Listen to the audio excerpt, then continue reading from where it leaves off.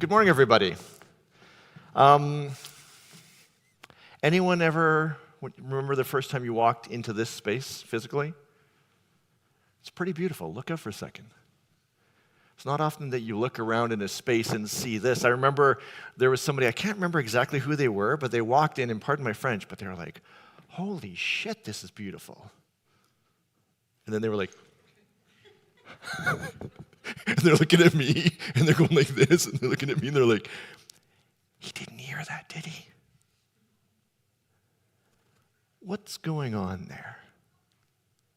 That idea that if something happens here, maybe God, whatever you mean by that, maybe God's not paying attention, not watching. And I understand, this is what I do for a living, so I can look inside of this person. They're just, pulling out what they know. They're going, there's this idea that when I use the word God, what I mean is something that maybe is watching, something that I hope isn't watching sometimes. When I'm at a party and I have a few too many, I'm hoping they're not watching at that point, right? Heard a horrible story the other day it started off beautiful. A friend of mine's child was born with a defect of their heart. He was like, and the child makes it. Incredible. They were there for weeks. He walks in, so once you're at the hospital for weeks, you kind of get to know people. He walked to the next door and said, oh, the girl that was here with us, where did she go home? And the nurse says, no, she didn't make it. He was like, God was in my room, but wasn't in this room? See how these conceptions that we have, in some points they're beautiful and they're affirming and they're connecting and they're supporting. And almost in the same breath we go, oh, that didn't feel as good. The other day that I could walk into a church and swear without thinking about it and then think maybe the divine being is not here listening to it so I won't get smitten. I checked it. That's how you say it. You know I looked it up from last time. Smote. Smitted is the old version of it. Smote is the new one. But I like smitted. It's a nice one. This idea that, if I do something here, maybe that won't happen because they're not paying attention. It's tied in this conception, and Jeff's talked about it really eloquently the last couple weeks. It's this conception of God, and I'm using that word very carefully, conception of God. It's a way of conceptualizing. When I use the word God, what do I mean by that? We all have conceptions. Whether they're true or not, that's a different question altogether. But our conception of God as a super being is this idea of kind of like, think of me, just super, right? Bigger, smarter, more powerful, more all-knowing, more everything. That's this conception of super being. So it's like, hey, I'm trying to do this thing. My child is sick, or my friend needs help, or something's going wrong in the world, and I can't help. But maybe the super being conception of God could come and take care of this for us. That's pretty cool. There's a reason why this conception has been around for so long. And it's the conception that most people hold. I was at the Sistine Chapel to see the frescoes. You can't actually see them from down, and there's people just yelling at you all the time, so it's really not a very spiritual place. But one of the pieces on the roof is this image. It's the image of Adam on the left, fully nude, good. And on the right is the perception of God. Now, in this image, if you're here in the temple, you can see it. If you're not, doesn't Adam look a little lackadaisical in his attempt to touch God? It's like he's kind of putting only half effort into this thing. I don't know. But the conception is, that's God on the right. There's a bunch of angels and stuff like that, and that's Adam and humanity. Now, a couple things I want you to pay attention to. Do you notice how they're not touching? Because God is over there, and Adam is over here. But the idea is that there's something in us that are reaching up. Again, Adam's kind of phoning it in, but, Adam, he's reaching up to God to feel that connection, right? It's how our brain thinks about it. And even when I use the word God, often this is what it comes up in my brain. That's the conception that's in my brain. Some of you might not know the Sistine Chapel. You know the other theologian that Jeff referenced the other day? Can you throw the other image up for me? Just 1 second. I told him, just put the Simpsons image up for me. There we go. Our theologian, Homer Simpson, he's done something wrong again. And so now he's having this little visit with God. That's the character on the right. And so that conception of God like this is steeped into our minds, isn't it? It's hard to sometimes even see it. Now, Jeff did a great job last week. If you didn't listen to the message, I highly recommend go back and listen to it. He got all fancy with his wordings. He called it a theodicy of agency. Super cool. Basically what it means is, okay, how do you reconcile that conception of God and bad things happening in the world? For generations, for thousands of years, we've tried to figure this out. Why do we conceive of God as doing this over here and ignoring this over here?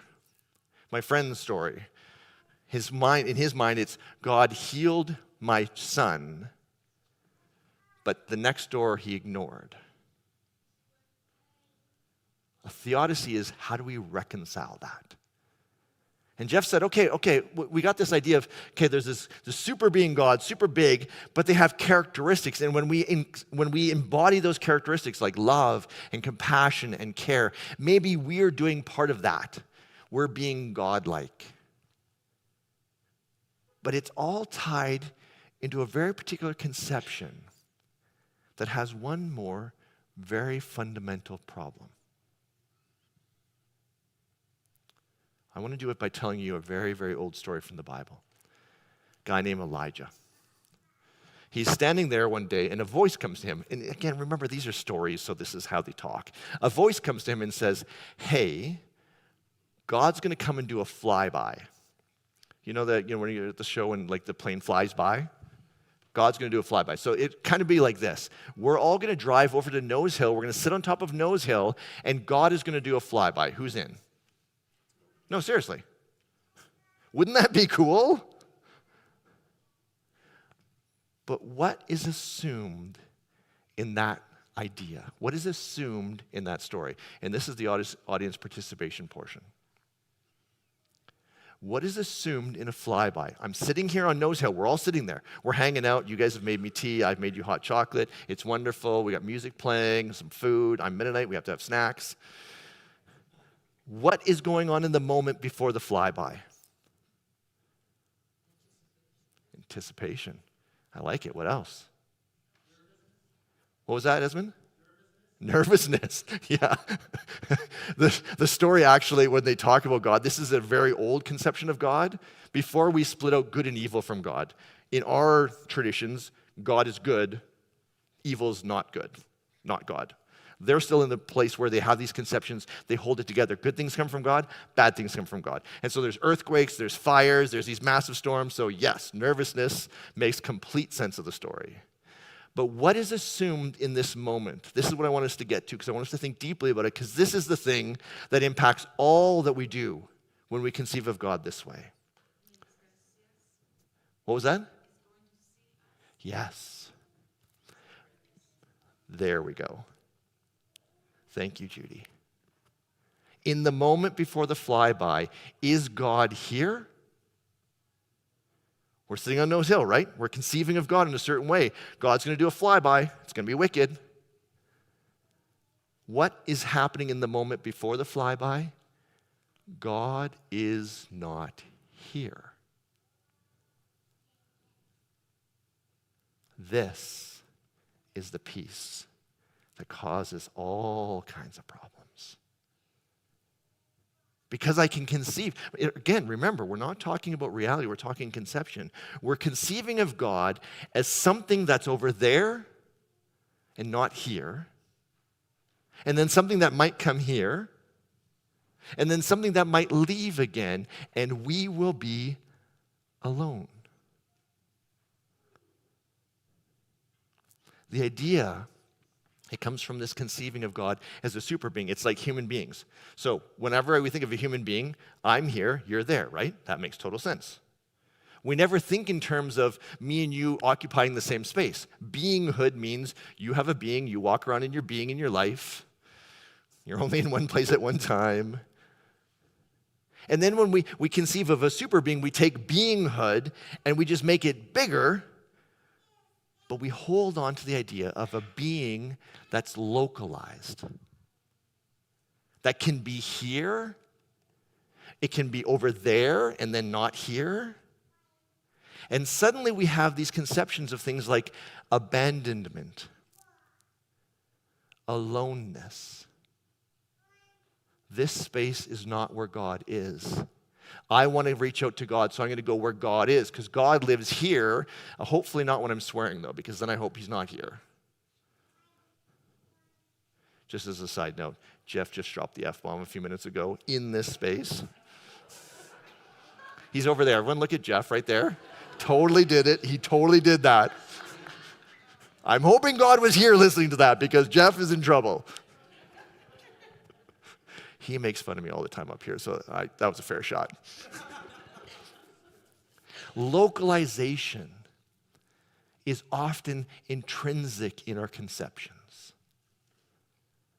And that is the piece that makes it so we can feel alone, abandoned, God is not here, I have to go over there. And even more, that connection. Can you throw up this slide for God and Adam again? There's God up there, and we're over here, and we're separate. I met with a lady the other day, wonderful lady. We were having this conversation, and my memory has them saying something along the lines like this: I want to feel closer to God. If I told you you could feel closer to God, would anyone be like, that sounds not bad? Now, I've spent my whole life studying this. So my brain right away went to, I wonder how they're conceiving of God. Are they conceiving of God like that Adam picture? Right? God's up there, I'm down here, and then maybe there's even another thing. You notice how, can you throw it back up for me? God is up higher than Adam. You see it in the Simpsons one. God is this massive being, and Homer's down there like... The idea is that somehow we are, the technical term is worms and dirt. It means there's nothing good in humanity. We are nothing but worms that grow in the ground and dirt. We're filthy, we're bad, we're horrible. The divine's up there looking down at us going like this. Oh, I saw that. Oh, I saw that.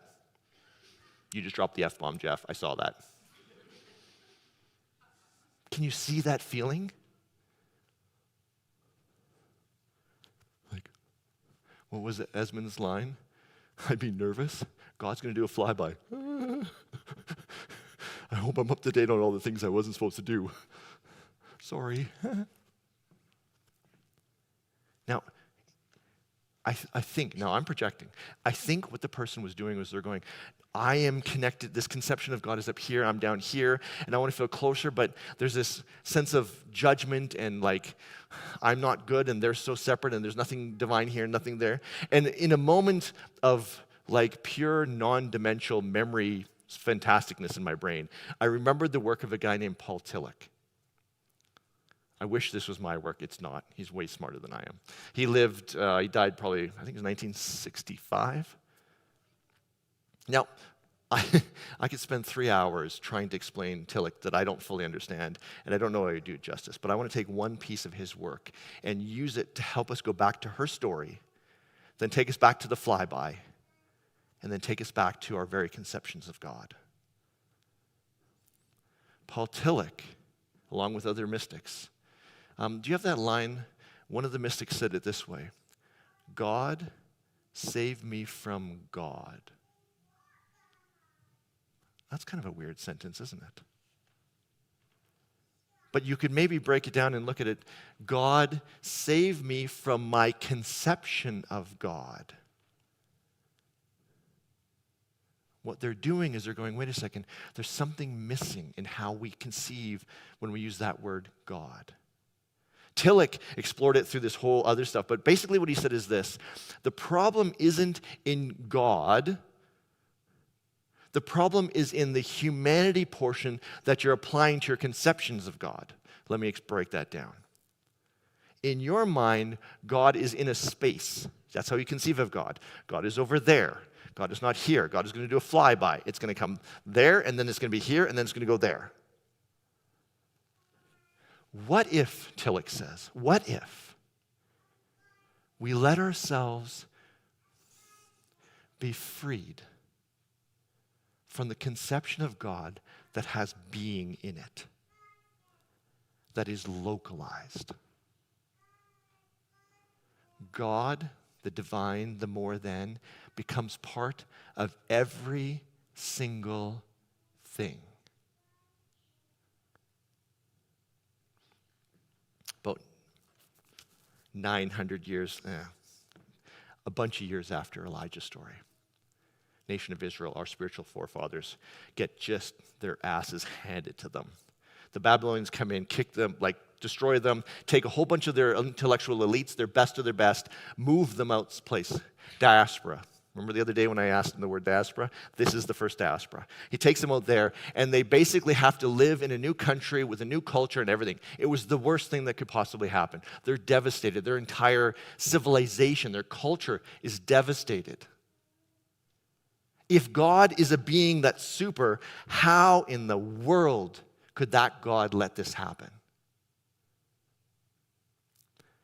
They felt abandoned, alone. They were waiting for the flyby that never happened. And all they had to do was say, why? Do you not care about us anymore? Do you even know what's going on in my life? Karen Armstrong argues really convincingly, I think. It's in that time they wrote what they called the earliest stories, the creation poems. In the creation poem, the first one ends in this way. It says, in the image and likeness was humanity created. In the image and likeness of God. I'm going to use a different word. The spark of the divine was in us. And it was in the fish. If you look up at the top here, these are all the days of creation. It says that the spark of the divine is in everything around you. And so to the Babylonian people who were in diaspora going, God, the super being who was supposed to come fly by and take care of business, left us. But what if we shift our conception of God? Not as a being that's over there and may or may not come here, but as something that's intrinsic to everything. To you. And to me. The spark of the divine is inside us. There's a reason why when I sit on top of a mountain and I look over top of the mountains and I go, there's something divine here. I don't know what it is, but in the language of our Babylonian exiles, the spark of the divine is in every moment there. Why is it that when we take a deep breath and we feel calmness? Why is it that suddenly it feels like maybe there's something spiritual going on? Because the spark of the divine is in our breath. Can you feel this new conception starting to shift things? The idea is everything has the spark of the divine in it. Just take a second. Look to your right for a second in the crowd. The spark of the divine's there. Look to your left. Spark of the divine's there. Think of the most annoying, for you who are partnered, think of your most annoying thing that your partner does. Spark of the divine's there too. Whoa, Clausen. Watch it, buddy. You're on thin ice. But what happens when you start to see it that way? When you look in the mirror in the morning after your shower and you're looking at yourself going, okay, that's not, I don't like that, I don't like that. What if we go, no. The spark of the divine is in all parts of me. That was Tillich's work. What if we look inside of ourselves, we look at ourselves in the mirror, and we say, no, no, no, the spark of the divine is in every part of me. I'm no longer waiting for God to do a flyby, right? Localization, super being, God's over there, then God might be here, and then God's gone again. No, no, no. The divine is all around me, and all I need to do is recognize it, open myself to it. Think again. You're looking at yourself in the mirror. What parts of yourself do you not like? Tillich says, what if the reason we don't feel close to the divine is because we've denied parts of ourselves that are divine? And suddenly you go, ooh, those love handles are not divine. That extra 20 pounds, not divine. That funny cowlick on the top of my head, there is no way. That is from the devil for sure. And I say that as a joke. Think of all the bad things you've done. The things you're not proud of. The parts of yourself that you go, oh, that part I want to hide. That part I don't want to be connected to. What if the divine is there too? And so I said to the woman, again, not me, I'm not this smart. I said, what if the reason you're not feeling close to God is because, as Tillich says, there's a divinity in you, but that part of yourself you've rejected. I can't handle that part. And what if the work of your spiritual life is to reintegrate all of you, all those divine bits that feel so gross, that we hate, that we reject? Oh, that's sobering, isn't it? Suddenly I'm like, I want the super being God again. They can be over there, not here. The idea here is, the technical term is hyper being. It's beyond being. It's coming to realize, as our mystic fathers did. So after Jesus, about 100 years, and then about 1,000 years later, you see all these mystics who are living in the middle of nowhere, contemplating, and they're going, no, no, no. There's something wrong with our conceptions of God. We think we have God all figured out. No, people are like, what's God doing in this moment? I see this all the time. Pastors like me saying, God does this. Don't worry, God's over there. Okay, God likes this, doesn't like that. God's going to do a flyby. Just watch. Sunday morning, flyby time. Whew. Oh, it didn't happen? Something's wrong with you all, huh? You didn't believe well enough. You have sin in your life. All these terms. What they're doing is they have a conception of God that says, I know that God is not here and how to bring God here. I have God figured out. And our spiritual ancestors said, oh, no. What if we conceive of God as beyond something that we can have all figured out? What if we see the divine in everything? Inside of ourselves, what if I have to look in the mirror and see all the parts I don't like and go, no, that's the divine too? What if I look at my lovely wife? Now, she has no problems whatsoever. You all know that, other than she has to put up with me. But what if she does the one thing that she does that's a little bit annoying, that's only very, very small? What if I can see the divine there? And suddenly going, oh, wait. Why am I freaking out right now? What part of her divinity do I not accept? See how it starts to widen itself out? What part of her journey is impacting my journey? And I don't like that one, so that's definitely not divine. So I'm going to ignore that. I don't like that. The person who's driving in front of me in traffic, oh, no, they are not divine. I'm telling you that right now.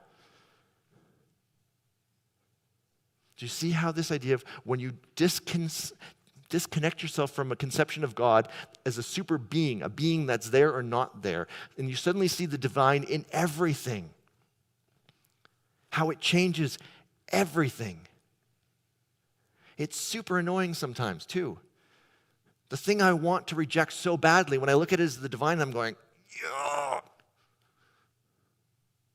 I don't want that part.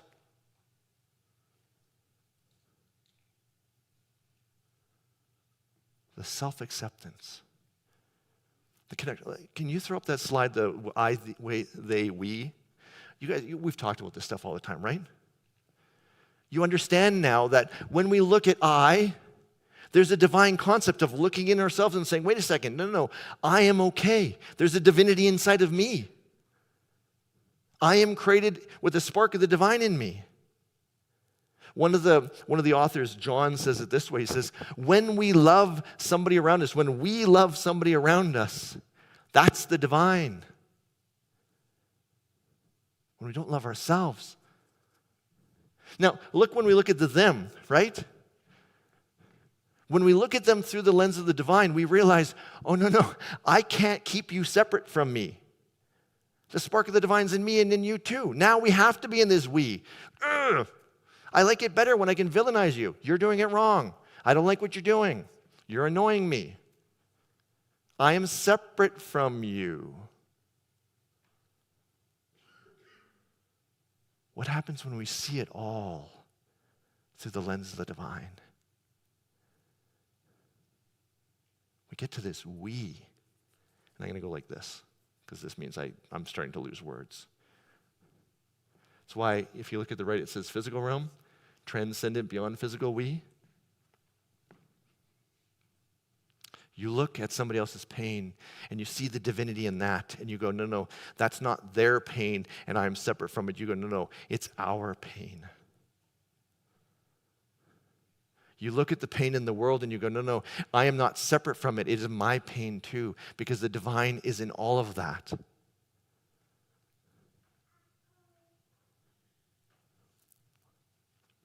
Do you notice how my language is changing? Do you notice how I stopped using the word God a little while ago? Because God in my head and in my training skews towards a conception of God that is a super being. When I start talking about this, I start using words like divine, more than. When I look inside of all of us, when we sing together and we feel this connection and suddenly something's going on and there's more going on here, that I go, something more, capital M, more, we. When I do that work of looking inside of myself and going,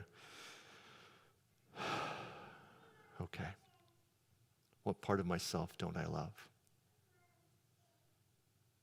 That impacts we. In no way have we tried to explore conceptions of God as a way to undermine anyone's faith. Never have we tried to do that. But I've had too many people who've come to me and said, Vince, I can't do it that way. The fly-by God. If you can do that conception of God, if super being works for you, I got to say, respect. It's a beautiful one. Sometimes I go to it. I move around conceptions all the time. I always say there's a conception of God for every moment of my life. When I'm feeling disempowered, when I'm feeling hopeless, when I'm feeling helpless, I like super being. But most of my life, I live in this idea of God as hyper being, beyond being. Quick caveat. If you have shame, and don't put up your hand. Wait, shame wouldn't allow you to put up your hand. Fair. If you have shame, if there's a voice in your head that says to you right now, oh, Vince is full of crap, there is no way the divine is in this part of me. I am bad. If you have that voice, I just want you to listen to it and go, I hear that it's a coping strategy. that voice does not like this conception of God as being an in and through everything. It does not like that part. Because it challenges you to do the work to say, no, I am lovable. I am worthy. It won't like that. So if you hear that voice, it's time to work on that. Friend Church was built on this concept that there's a meadow. This is traditional church. And on the meadow is an amusement park. It's beautiful. It's wonderful. It's like Disney World on crack, like just crazy. For some people, this is utopia. It's perfect. Everything is right. Everyone conceives of God as a super being in the same way. But for some reason, and we don't know why, some of us see those same amusement park rides, see the same manicured lawns, and instead of seeing something beautiful, we see something dilapidated and broken. Instead of feeling drawn towards it, we feel pulled away from it. We feel rejected by it. And so we find this, we're looking at all these other people doing it this way, and we're going, they all seem so freaking happy. Why is it not resonating for us? And so there's this push. At the edge of the meadow is a ledge. And many of us were standing on the edge of the ledge going, my spiritual life can't go there. I can visit sometimes, but I can't live there. And all I see there is atheism, rejection, throwing it all out. Now some people, they climbed over the edge of the cliff and they're hanging on with their noses over the edge going, can I have the best of both worlds, please? Some people are climbing down. Some people just jumped. Whoosh, woo. In that metaphor, Friend Church is like a ledge 20 feet down. You can't see it from up here, but we're having a party. We're having a great time. We're open to conceptions of God that aren't just the meadow. Sure, if you want to do meadow stuff, great, but it's not the only one. There's all sorts of stuff. God beyond being, God in everything, love it, bring it. And we're down there going, hey, the people on the edge of the cliff, they're like freaking out. And we're like, come on down, we're having a party down here. And they're like, ah. We have people who jumped, who threw it all out, climbing back up going, I thought I had to just end it. But that doesn't feel right either. So I have to climb up. They're coming onto the meadow and going, wait, why does this thing feel so different here? What's going on? This is what happens when you open up to conceptions of God beyond what the meadow holds. You lose the meadow. Kind of sucks. But I want you to know, you are not alone. You have a community, in person, 20,000 people online, who are sitting on a ledge, having a great time, having a party, going, come on down. A couple years ago, I talked about some of this stuff, and I must have said it in a way that didn't resonate, because I got a bunch of feedback that said, is Vince an atheist? Does Vince even believe in God? At the time, I didn't know how to answer it because you needed to know all of this. If the question is, can Vince live in the meadow? I can't. I don't know why. I honestly wish I could. My mom lived in the meadow. It was beautiful for her. She died beautifully because of it. It didn't cause her death, but it gave her incredible comfort through her death. And I would sit there in awe of that, going, that is beautiful. For some reason, it doesn't work for me. So if you need me to hold a single conception of God as a super being that lives in the meadow, that's not me. I won't speak for Jeff, but I'll let him talk about that. But if you want to talk about a profound spirituality, a connection to something more, the divine, now that you understand what I mean by that God, broad, open, touching every part of my life, touching every part of the world. I can look into all of you and I don't see a bunch of people here. I see moments of the divine walking through the world that I get to interact with, and your divinity interacts with other people's divinity. We inspire you to take water, which is this whole idea of your divinity impacting the world around you's divinity. Oh, that I believe in. That's what wakes me up in the morning and gets me to work. To inspire all of us to that.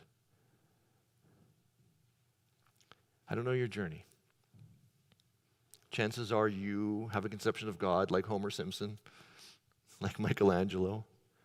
That fits in the middle. And maybe it's worked for you for time, maybe it hasn't, I don't know. It doesn't really matter. Chances are you're here because something didn't quite work properly, though. Something happened that didn't fit. I want you to know there's more ways to conceive of God than just the old man in the sky, if that's what you need. But if you do, if you open yourself up to this God is beyond being, you got some work to do. I got some work to do. I now have to reintegrate myself. Reconnect with those parts of myself that I find bad and see the spark of the divine in them. I have to look at people who are my enemies, and I encourage you to do the same thing. Spend this week, just do it. Your pastor just told you to get naked in front of a mirror and love all the parts of yourself that you see as a spiritual exercise. And then look at every person around you. The people that you love, the people that annoy you, and look for the spark of the divine in them. See them that way. Build that sense of we. What if that's your spiritual journey? Not seeing how long you can live in the meadow, but seeing divinity in everything. I'm telling you. This is a spirituality that will change the world. That's why I care about it. Have a great week, everybody. Jeff's up next week. Oh, no, I'm up next week. Sorry. I'm going to talk about why we should care. It's going to be a little bit of epistemological, which is a big word to say we're going to care about it. It's going to be worth coming out. If you're here for the orientation, just stay here. We're just going to tear down some stuff. We've lost heat in the library, and so the kids can't go to the library to watch the service. So that's why it was a bit noisier today. If we go in there, we'll freeze to death. So just stay here, chill out, grab a coffee. We'll see you guys in a few minutes. Thanks, everybody.